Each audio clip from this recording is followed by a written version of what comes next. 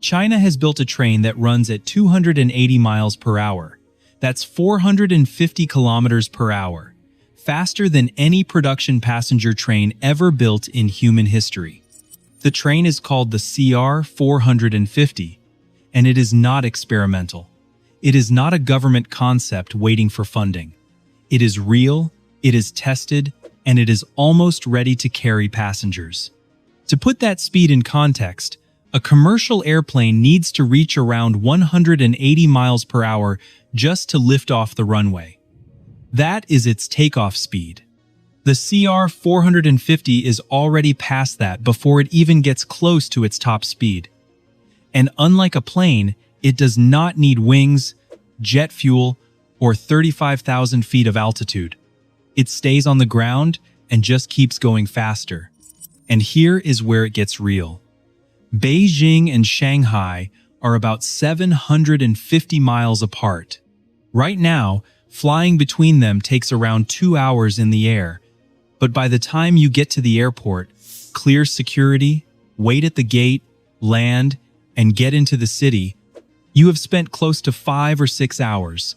The CR450 covers that same distance in under 3 hours, station to station, city center to city center. No security lines, no baggage delays, no middle seat. The train does not just compete with the plane on that route. It beats it. But the speed is just the headline. What makes this train genuinely remarkable is everything that had to happen to make that speed possible without the train shaking itself apart, stopping safely, or turning into a danger to everyone on board. The story of how China got here is the story of one of the most focused infrastructure programs in modern history. And to understand why the CR450 exists at all, you need to go back to where it started. What came before China's rail story so far? At the start of the 2000s, China had almost no high-speed rail. Most of its trains ran at speeds similar to what you would find in any developing country. Long journeys took days. The country was growing fast. Hundreds of millions of people were moving between cities, and the existing rail network simply could not keep up. The government made a decision that would reshape the country over the next 2 decades. They were going to build the fastest, largest high-speed rail network the world had ever seen. And they were going to do it faster than anyone thought possible. By 2010, China already had more high-speed rail than any country on Earth. By 2020, that number had grown to 38,000 kilometers of dedicated high-speed track. To put that in perspective, the entire United States interstate highway system is about 77,000 kilometers. China built half of that, but for trains running at 200 miles per hour and above, in roughly 15 years. Today, China's high-speed rail network stretches past 46,000 kilometers and is still growing. The train that carried most of that growth was the CR400, also called the Fuxing, which means rejuvenation.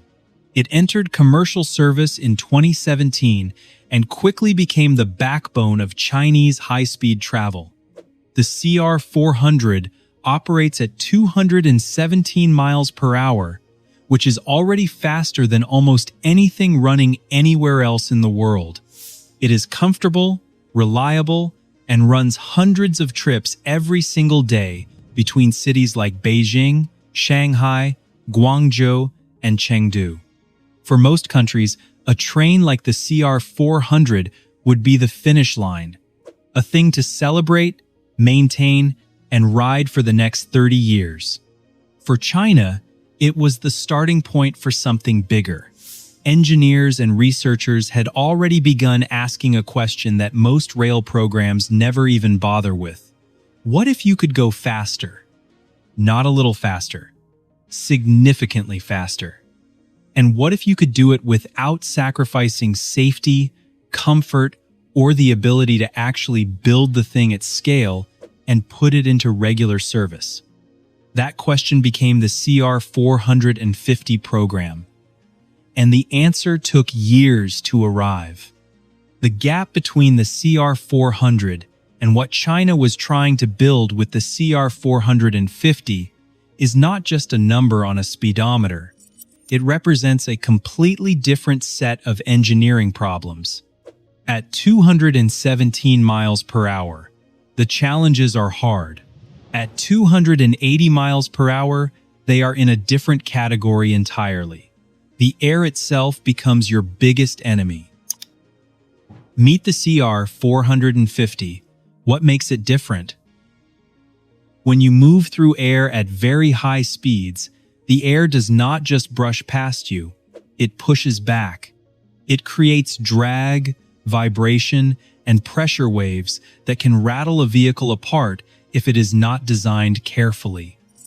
At 280 miles per hour, the forces acting on a train are enormous. The CR450 was designed from the ground up to deal with all of them, and the solutions China's engineers came up with are genuinely impressive. Start with the nose. The CR400 already had a long, streamlined front. The CR450 pushed that further. The nose cone was extended to 15 meters, shaped to cut through the air the way a needle cuts through fabric. That shape does not just look dramatic. It redirects the air flowing around the train so that the pressure wave in front of the train, which at high speeds can be powerful enough to shake buildings as the train passes, is kept under control. The result is a train that moves through the air more cleanly, with 22% less aerodynamic drag than the CR400. That might sound like a small improvement, but at 280 miles per hour, 22% less drag is the difference between a train that runs smoothly and one that struggles to hold its speed. Then there is the weight. The CR450 is 50 tons lighter than its predecessor. 50 tons is roughly the weight of 8 full-size African elephants. Getting that much weight out of a train that still needs to carry hundreds of passengers safely required going into every single component and asking whether it could be made lighter. Carbon fiber, which is used in aircraft and racing cars, replaced heavier materials in parts of the structure. Magnesium alloys, stronger and lighter than steel for certain uses, were brought in from aerospace engineering. The floors, the frames, the internal fittings, all of it was redesigned with weight reduction as a core goal. Less weight means less energy to accelerate. It also means less strain on the track and the brakes. And the brakes on the CR450 are worth talking about on their own. Stopping a train from 400 kilometers per hour, which is about 249 miles per hour, to a complete standstill requires an enormous amount of force applied over a significant distance. The CR450 does it in 6,500 meters. Here is why that number matters. The older CR400, which travels at a lower top speed, needs roughly the same braking distance. The CR450 is faster, but it stops just as quickly. That is a significant safety achievement, and it was only possible because of the lighter overall weight combined with an improved braking system. Inside the train, 4,000 sensors are running continuously. They monitor the wheels, the axles, the body of the train, the track conditions ahead, the temperature of key components, and dozens of other variables at the same time. This system acts like a nervous system for the train. If something is off, even slightly, the system catches it before it becomes a problem. It is the kind of real-time monitoring that would have been impossible without modern computing power, and it is one of the reasons the CR450 can operate at speeds that would have been considered reckless on older systems. And then there is the moment that made the whole world pay attention. During testing, 2 CR450 train sets were run toward each other on parallel tracks at full speed. When they passed, the combined relative speed, meaning how fast one train appeared to move from the perspective of the other, was 891 kilometers per hour. That is 554 miles per hour. The pressure wave generated in that moment, the shock wave of two trains moving at full speed in opposite directions just meters apart, was something no train had ever survived before. Both trains passed each other without incident. That single test run set a world record that no other country's rail program has come close to matching. What you are looking at with the CR450 is not just a fast train. It is the result of thousands of engineers working on hundreds of separate problems simultaneously, all feeding into one final product. And in October of 2025, that product proved what it could do. The speed test that shocked the world. The Fuzhou-Xiamen high-speed railway runs along China's southeastern coast, connecting two of the country's major port cities. It was built with tighter curves and more challenging terrain than many of China's earlier high-speed lines, which made it both a demanding test environment and a realistic one. If the CR450 could perform there, it could perform anywhere. In October of 2025, the CR450 hit 453 kilometers per hour on that line. That is 281 miles per hour. It was not a moment pulled from a specially controlled test track with perfect conditions. It was a production-ready train demonstrating what it could do in a real environment. And the record it broke in doing so belonged to Germany. Germany's Deutsche Bahn, one of the most respected rail operators in the world, had run its ICE train to 405 kilometers per hour in testing. Japan's Shinkansen, the bullet train that made the world fall in love with high-speed rail in the first place, tops out at around 360 kilometers per hour in testing and runs commercially at 285 kilometers per hour. Both are extraordinary machines. Both are the products of decades of engineering excellence.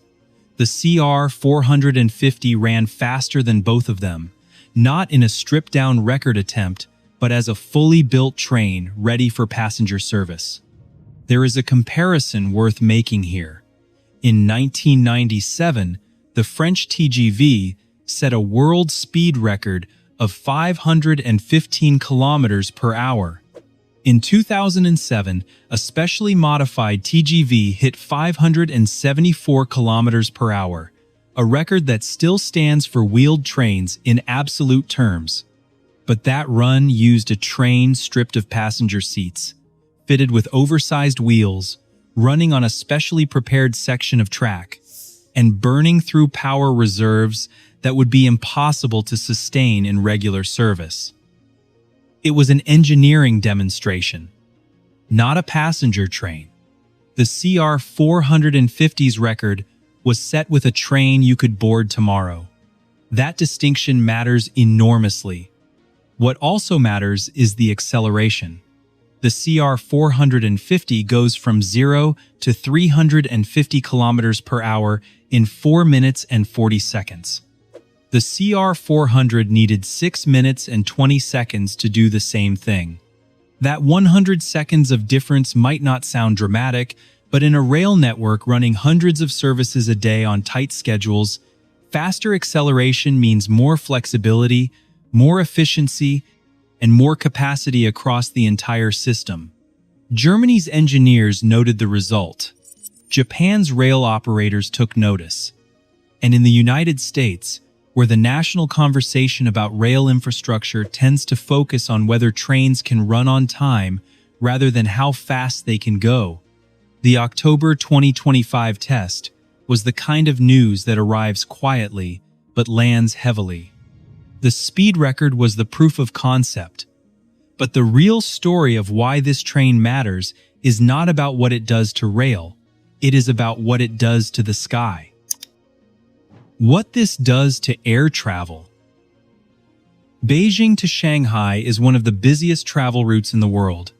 The distance between the two cities is about 1,200 kilometers, roughly equivalent to flying from New York to Miami. Right now, that journey by high-speed rail on the CR400 takes about 4 hours and 18 minutes. At the CR450's operating speed of 400 kilometers per hour, that same journey drops to under 3 hours. 3 hours sounds like a reasonable flight time, but flying is not just the time you spend in the air. You arrive at the airport at least 90 minutes before departure.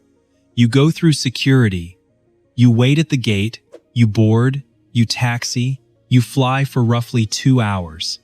You land, wait for the gate, disembark, collect your luggage, and then travel from the airport, which is usually outside the city center, to wherever you are actually going.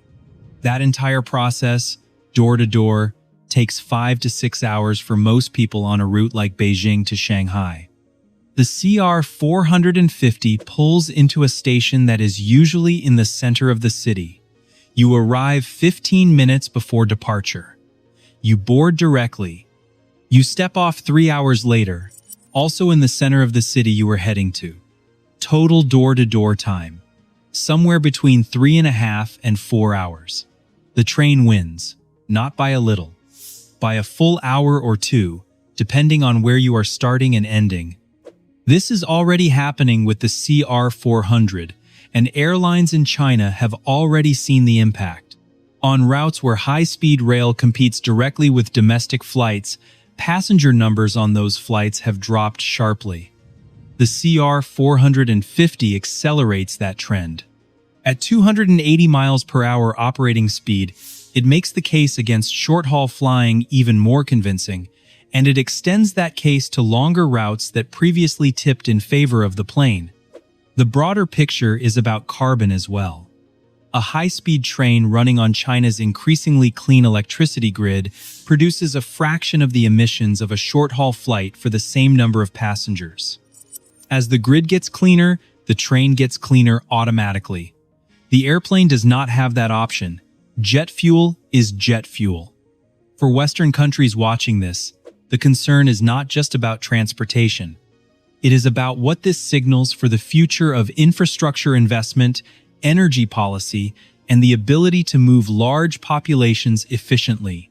If a country can build a train that genuinely competes with and beats domestic air travel on time, comfort, cost, and emissions, it changes the entire framework for how cities and economies connect. And right now, only one country has built that train. Understanding why that gap exists requires looking at what the rest of the world is actually working with. Why the rest of the world is so far behind. Amtrak's Acela is the fastest passenger train in the United States. Its top speed is 240 kilometers per hour, about 150 miles per hour. In practice, because of the age and design of the tracks it runs on, it averages significantly less than that. The Northeast Corridor, which connects Boston, New York, and Washington, and is the busiest rail corridor in the country, has tracks that in some sections date back to the 19th century. Running a modern high-speed train on them at full speed is not possible without rebuilding the entire line. Europe is in better shape, with France's TGV running commercially at 320 kilometers per hour and Germany's ICE at around 300 kilometers per hour. Japan's Shinkansen, which has been running since 1964, still sets the global standard for reliability and remains one of the great engineering achievements in transport history.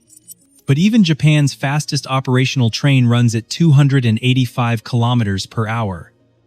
The CR450 at 400 kilometers per hour is not a marginal improvement on these systems. It is a different tier. The gap is not purely technological. Europe and Japan both have the engineering capability to build trains that go faster. The gap is structural. Building high-speed rail requires building entirely new, dedicated tracks. You cannot share a line designed for 200 miles per hour with freight trains, older passenger trains, and commuter services. You need separate corridors, new stations, new signaling systems, and new maintenance facilities. That costs an enormous amount of money and requires a level of long-term political commitment that is difficult to sustain across election cycles in most democratic systems. China committed that money and that political will starting in the early 2000s and maintained it consistently for over 20 years. The result is a network so large and so advanced that it now functions as the baseline, not the exception, for how hundreds of millions of people travel every day. The rest of the world is not behind because of a lack of talent. It is behind because of a lack of time. China spent 20 years building the foundation that made the CR450 possible. That kind of lead does not disappear quickly. The countries watching most closely are not just watching because of transportation. They are watching because this train is a signal about the direction of the next several decades of infrastructure competition. And that signal points clearly to what is coming next. What comes next? The CR450 is expected to enter commercial service on the second Chengdu-Chongqing high-speed railway, connecting two of China's most important inland cities by around 2027.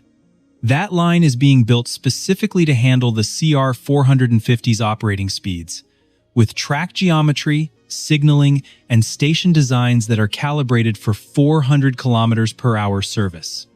When it opens, it will be the fastest passenger rail service in the history of commercial transport. But the CR450 is not being built for one line. China's target is 60,000 kilometers of high-speed rail by 2030. That is an additional 14,000 kilometers of new track on top of what already exists, much of it designed to accommodate the next generation of high-speed trains. The CR450 will not be running on 20% of that network. It will gradually become the standard, the way the CR400 became the standard after it launched in 2017. There are also research programs already underway looking at what comes after the CR450. China has published work on maglev systems capable of reaching 1,000 km/h in controlled environments.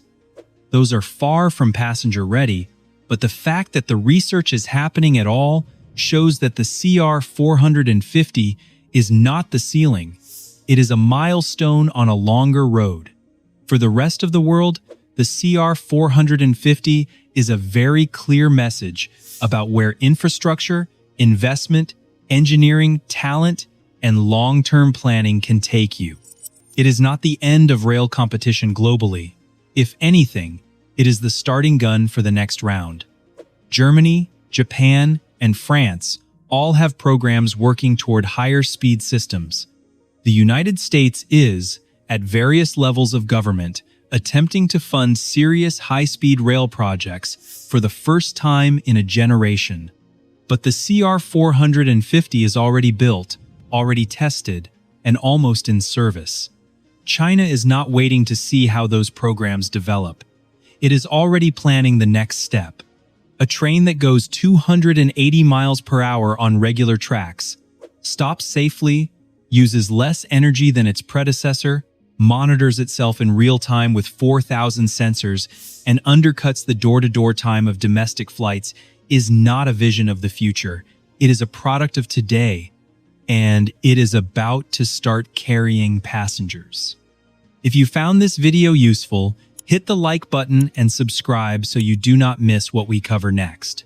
We post regularly on stories like this, where technology and the real world collide in ways that most people have not heard about yet. What do you think? Will high-speed rail ever become a serious part of travel in your country? Or is the car and the plane just too deeply built into the system to change? Drop your answer in the comments below.